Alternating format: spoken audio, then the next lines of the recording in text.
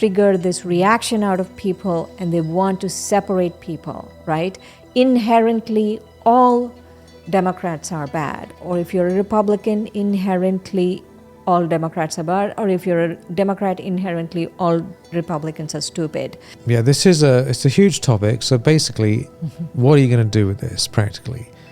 Next time you get triggered, which is probably going to happen, you might even be triggered listening to us. I don't know. Do you ever have an emotional reaction? No. Or negative thought? Never. Well, you're human. We're all human. Never. I've never done it before. So as we go through life, we get triggered. Things happen to us. We have a reaction. We have a thought. We might even say something. We do something, right? All these things just arise almost instantly. Or you could even say within a split second, stuff just happens. In this episode, we're diving into the fact that you can't change the first thought because it happens from the unconscious, but you can decide what to do with it and not go down one of these rabbit holes. So Great. This is hugely important. Hugely Let's jump important. into it. Yes, absolutely important. Hugely important. Yeah. Because what normally happens is that we go through our life, right? Something happens, or even we get triggered by something we see on our phone or outside or whatever. It could even be just in a feeling we're having. And something is triggered. It causes a whole range, like it's almost like a spiraling effect. The first thought comes, then there's the emotion, then there's another thought, then another thought, then another thought. Then it can lead to actions. And then we think, what the hell did I do that for? Why did I do it? So this first thought comes and it creates this whole chain reaction, which then can cause all kinds of problems. And this happens thousands and thousands of times. How are we going to break the pattern? Yeah, good question. Yeah, that's the big question. That is the big question. That's the big question. So, we could make it to 3 minutes. Done. Or we could talk about this. But if you want to talk about... You want the 3-minute version? Give us the 3-minute version first. The 3-minute version is surrender and trust. Surrender is you have to surrender your first response. Just surrender it. It's not you. It's not your whatever. That's not you, right? Surrender it. And then second response is you have to trust. You have to trust a higher self. You have to trust the other, whatever the situations are going on, that it's all beneficial. You have to trust. So that's less than 3 minutes. Well, there it is. So that's it. You can go home now and nothing to worry about. Or they can write. They can carry on. Or they could give us some comments and tell what they think needs to happen. What do you think? Yeah. Yeah. So let's take this step by step. Because what normally happens, right, is we go through life, we get triggered, and that brings up a thought. Now, what often happens immediately after that is either we get triggered and it goes on a spiral, or we get triggered and it goes on a spiral and we feel bad about ourselves because we even had the thought, let's say something happens. I remember seeing some political thing, actually. I'm not going to talk about any details, but I saw something that I didn't like. And I had the thought in my mind, well, it serves them right, and I hope that, bad things happen to this person. Essentially, that's what I was thinking, right? Which is not a very benevolent, I can't believe thought, it. I cannot believe that you would think that. I'll tell you why. I know it's shocking. It's shocking because I've never seen you think like that. Never, ever. Never heard any. No. I mean, it came out of nowhere, right? But these things happen. So it's not you, right? right? This is case in point. Because would you agree, Brother Michael? I know you well. I've never seen you think like that. No, I don't, because I actually don't really mean that about. I wish people well, and even if I disagree with them politically or. I mean, I've seen people do bad things to you, and you still gave them blessings and love. yeah, because I, on a deeper level, I care. But the thought came, I was like, serves you right. I hope your crazy idea that you thinking of doing goes horribly wrong, and like you get seen as a fraud that you are, or whatever it was. So that was basically the thought. And then I was like, no, that's not exactly the best thing. But so I could feel bad about myself that I had that thought, So whether it's anger or greed or lust or ego or any of these things, like the five vices, they come up all of a sudden, and normally they get out of hand and they just go off on their whole little trip. But we can also feel bad that I am now a bad person because I had that thought. And if I feel my sense of who I am, my identity is based on that thought, then my self-esteem and my whole well-being is going to be sabotaged, because these things come without realizing it. So we have to say, I am separate from my thinking. And just because I thought something doesn't mean I am a bad person. Right. It's very important, right? Because we're still like a good soul. We just happen to have a certain thought. Right. And especially that you thinking that, right, really demonstrates that, because you are a sweet person, really, genuinely sweet. And if you had the thought, that's not you. It was just a knee-jerk reaction that happened, and that's not you. Yeah, and I actually think some of the thoughts that we have are sort of floating around as well. Like we can, like I've noticed certain thoughts. Like, where is this coming from? Like, this is it like psychic attack or some weird thing floating around in the air? I'm not saying all of it. I'm not saying I'm blaming it on everyone else, but I do feel we can sometimes pick up energies and thoughts that are around, and then think that that's mine. So it's important. One thing that's helped me a lot with this particular topic is to have the attitude that it's not mine. Like any negative thing is Ravan's property or negative property. It's all like, because as soon as I think this is me, then I get very attached to it, or this is mine.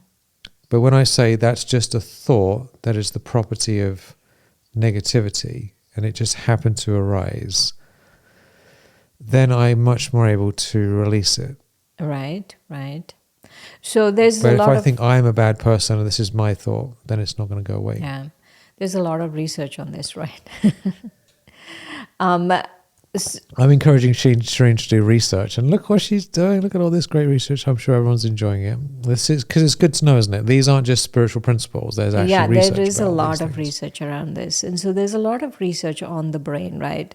Again, I can't get the name right. Joseph, some French-sounding last name. What he found is what Joseph, some French-sounding last name. He's the one to listen right. to. People are going to start googling it. And so, what he found is that in the brain, when responses come, the first response goes into the amygdala, and that happens in milliseconds.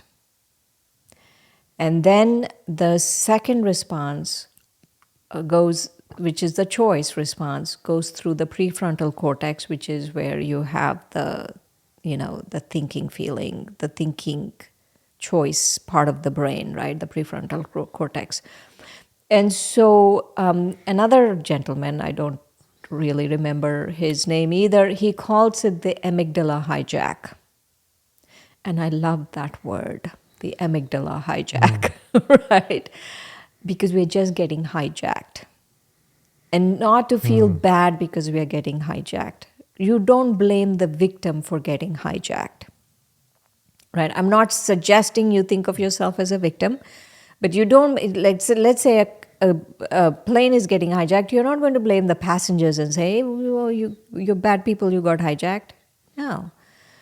So the amygdala hijack happens to everyone, right? And so now that's in the brain. But now let's talk about the soul, which really is where most of the things are happening, and it's being projected onto the brain, because the brain is just a projection of what's happening inside the soul. And so inside the soul also the same thing is happening. There's a knee-jerk reaction, and that, let's, for a lack of a better word, which I love the word, amygdala hijack, right? Beautiful term. So we have an amygdala hijack wherever it's happening in the soul, in the brain. The spiritual amygdala hijack is happening, and we don't have a choice, right? We think a certain way and we don't have a choice. And to surrender that, just surrender, yes, I don't have a choice. I thought this way, I don't have a choice. Because that surrender creates the pause. And that pause really is what we need to have a better second response. We need a pause. Right? Even Viktor Frankl said, no, in his Man's Search for Meaning, I remember this that sentence so beautifully. And it's like the best, I feel, the best advertisement for meditation is between what's happening to you, I'm not paraphrasing this, of course, between what's happening to you and what you need to do, the choices you need to make, there is a space. You have to create that space. And that space is what we need to create for ourselves. Because the second response is our choice. And we can make a really good choice. But if we don't create the pause, we don't surrender and create that pause, then nothing's going to happen. Again, the second response will be very similar to the first response. Exactly. It's a bit like going out into the cold. Like if it gets cold, right? That's not your fault, is it? I mean, like it's got cold here. It was raining. There's nothing I can do about the rain, right?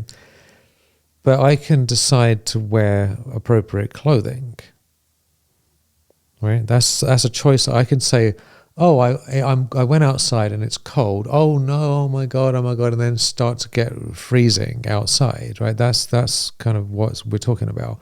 Or I can say, it's cold. Let me go back in the house, get some proper gear on, right, and a hat, and then go out again. Because we can decide to choose the second thought, the third thought, the fourth thought. We can decide to do all kinds of things. We don't have to go along with this. We don't have to. The hijacking is out of our control, right? The amygdala hijack is totally out of our control. But the second one is our choice. The second one is our choice. Yeah. And so for the first one, I feel we need surrender, which creates the pause. Because don't think that's you. It's just a hijacked version of something you're not. And then the second one, for the second one, I feel we need 3 steps to understand the second response. Right? The second response, the first step is that I am like, my original nature is a very high soul. It's like a very high level soul. I'm a very high level soul, right? That's the trust I need to have. That is my original nature.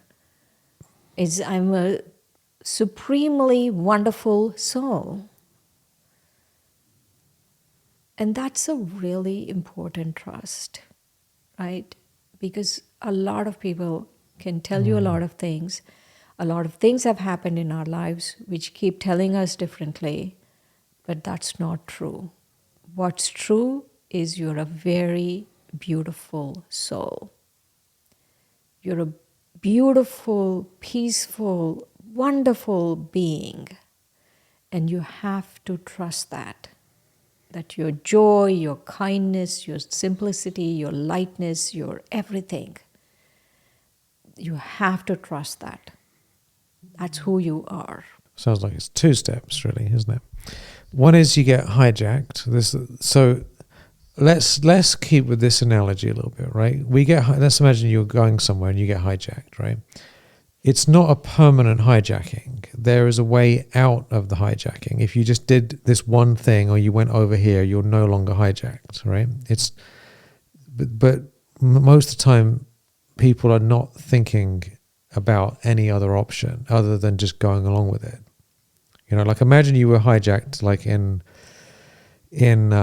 let's say a building got hijacked, right? But there's a door where anyone who wants to go out of the door is no longer a captive, right? They can just leave, right? There it is. There's the door there. But if we are stuck in that and we're freaking out about it and thinking, oh my, what am I going to do? What am I going to do? There's nothing I can do about it. We stay there. What we're talking about is how do you get out after you've been hijacked? And so you get hijacked and then you leave. You might get hijacked again. Then you might have to leave again. So But hijacked this is is the one, choice right? that we have. Then to Yeah. exit is these are the steps. Right, To exit, exactly. these are the steps. The first step is you have to trust that you are a supremely wonderful, beautiful, loving, kind, powerful soul. Yeah, in other words, it's not me. Like what's happened to me and what I'm thinking is not me. Absolutely. Because that's the key problem is I'm thinking this thought, therefore I'm bad. It happens almost immediately, you know. So we have to say, no, it's happening like it's clouds moving past, or it's happening like there's traffic moving, or that something happened outside. That doesn't mean I'm bad because of that. That's really important, Right. to make that distinction. Right. Second step. So second step is that clarity. Clarity is your original nature. Because what happens is with the amygdala hijack and the amygdala response is it creates a fog, right? It's almost like if you notice your IQ at that point, it will be significantly less because it's creating a fog inside. But clarity is your original nature. So once you allow yourself to understand clarity is my original nature, I can think clearly, this is who I am, then the fog starts lifting.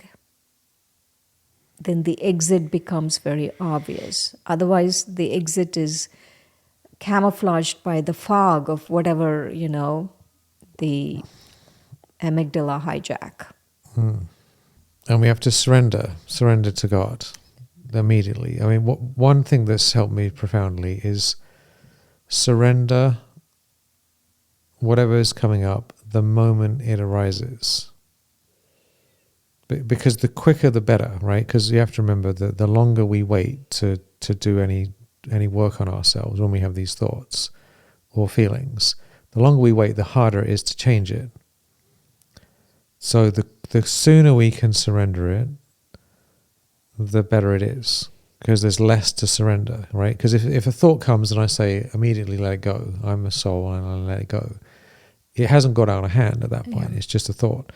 But if I think it again and again and again and again and again for days and weeks and months, then it's a serious problem, enormous amount of work, So it's like it comes up and immediately let it go, let it go, let it go, let it go, let it go, let it go. I'm totally different from this. I'm originally pure and good. There it is. All right, third step. Quick. Yeah. Third step is like what you said, right? You're not the trigger, you're not the thought. But not only that, but the third step is to watch as a detached observer. Is you have to create emotional and identifying space between you and your triggers, right? Your identity shouldn't be your triggers. There has to be a space, and that's called a detached observer. Don't create a story, right? No stories. Don't create meaning. I had this thought, so I'm horrible. Don't create meaning. Don't create, I had this thought, so someone else is horrible. None of that stuff. So you're being a detached observer. Being a detached observer, the Sakshi stage, right? You're just being aware of yourself as a soul. There's no story, no interpretation going on, and you are just watching what is going on. Interestingly, paradoxically, because you've become a detached observer, you have a better chance of the second response. That your second response will be very elevated and high, where it will give you peace and joy. Ah, peace and joy, peace and joy. Yes, it's going from being the actor and the kind of creator of everything to being the witness, observer of it. So instead of it's me, I create all this stuff, it's I am the space that is watching it all from a distance. And you go, oh, that's interesting. So the key thing is to remove any sense of I out of this situation, because that's where the attachment to it, the ownership of it, is where it's very hard to release it. It's a bit like if there was a dog barking outside. I'm not going to get really upset about it. I mean, I don't like dogs barking actually, but I can just watch it and go, oh, there's a dog barking. It doesn't mean I'm a dog. It doesn't mean I'm a bad dog. He's a bad dog. You know, none of that. Do you know what I mean? I'm just watching it over there, hearing it over there. That's so important to have that space. You know, one of the most important things in all of this, which you just reminded me, you just said something and it reminded me about the I, is ego. The ego is so insidious.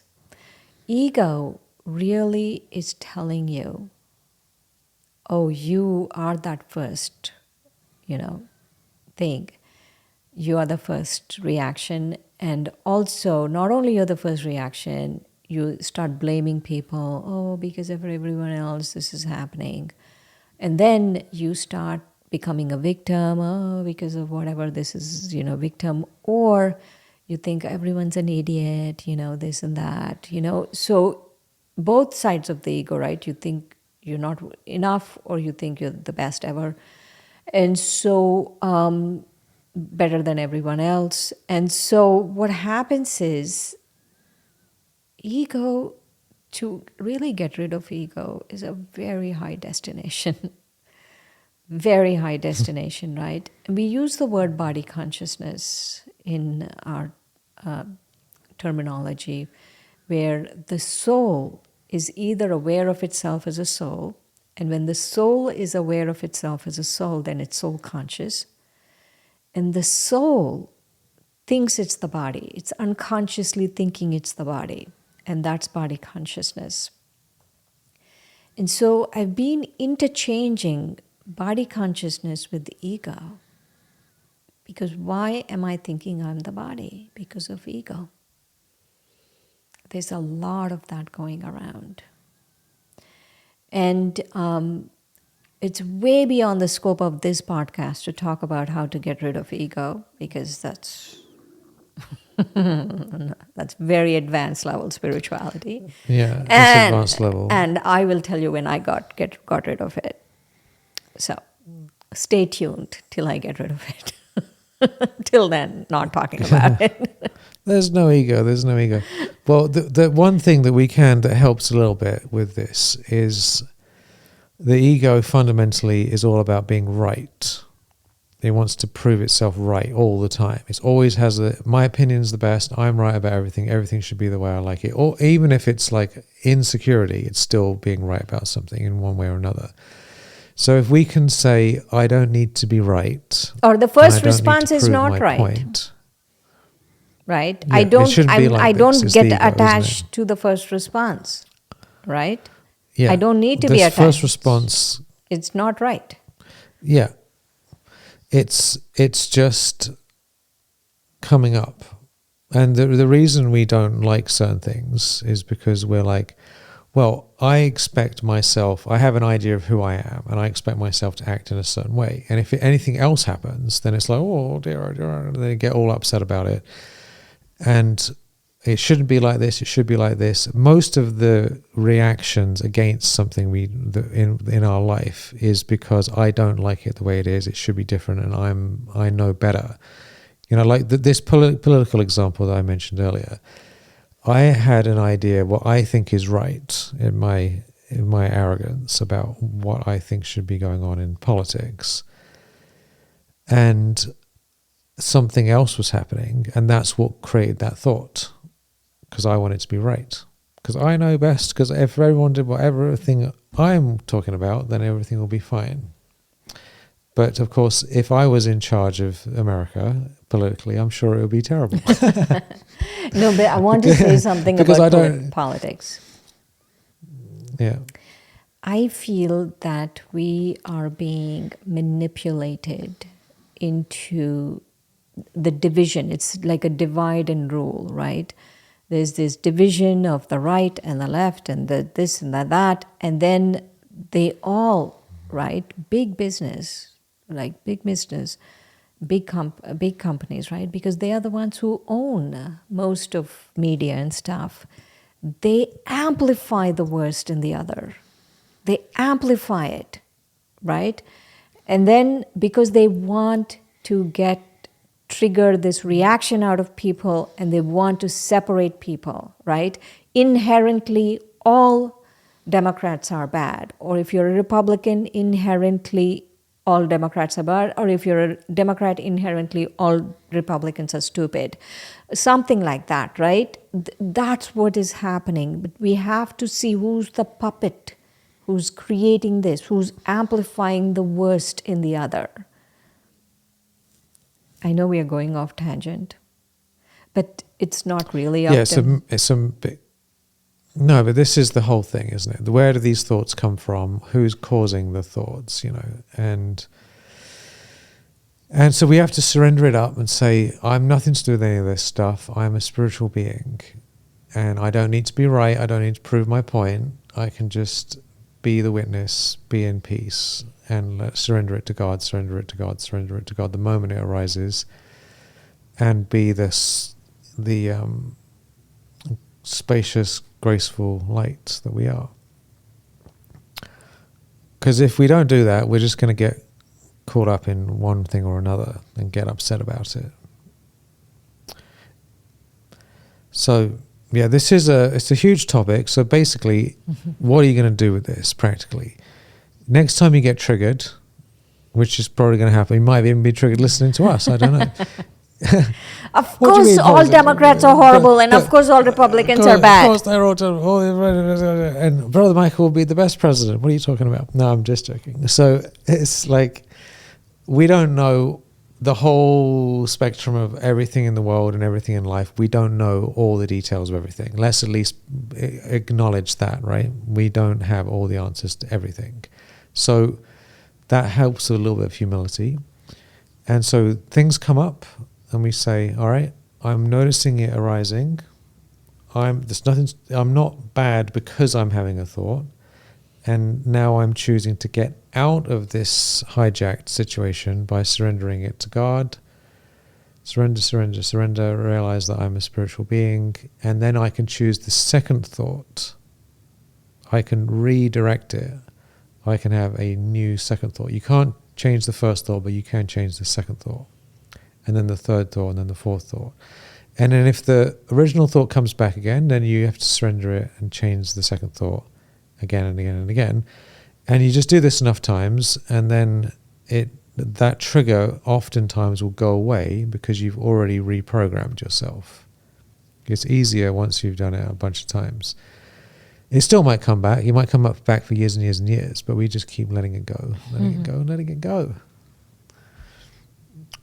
With a sense of humor. Absolutely. And if you catch yourself getting too upset, then you just have to say, I am right, I am right, I am right, I am right. Just to amuse yourself about it. Also, let's remember the 3 steps too, right?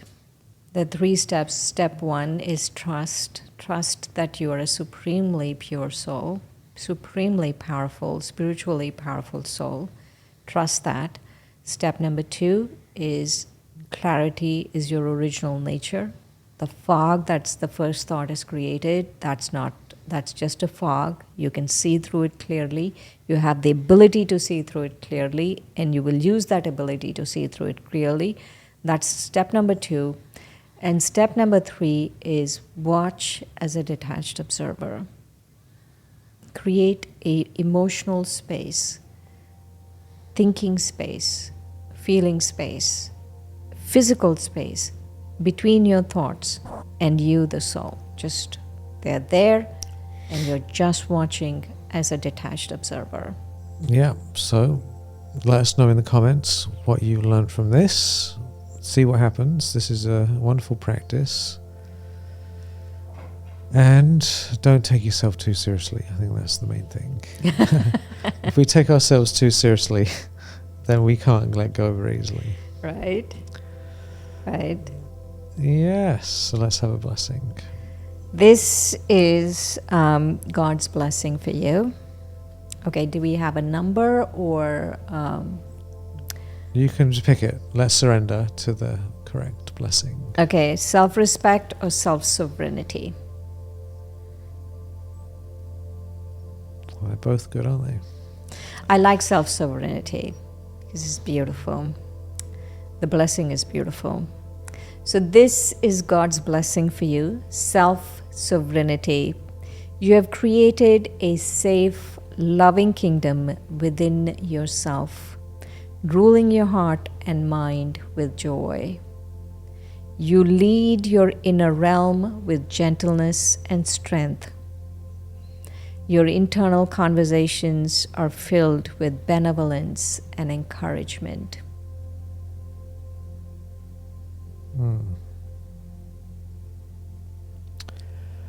What else do you need?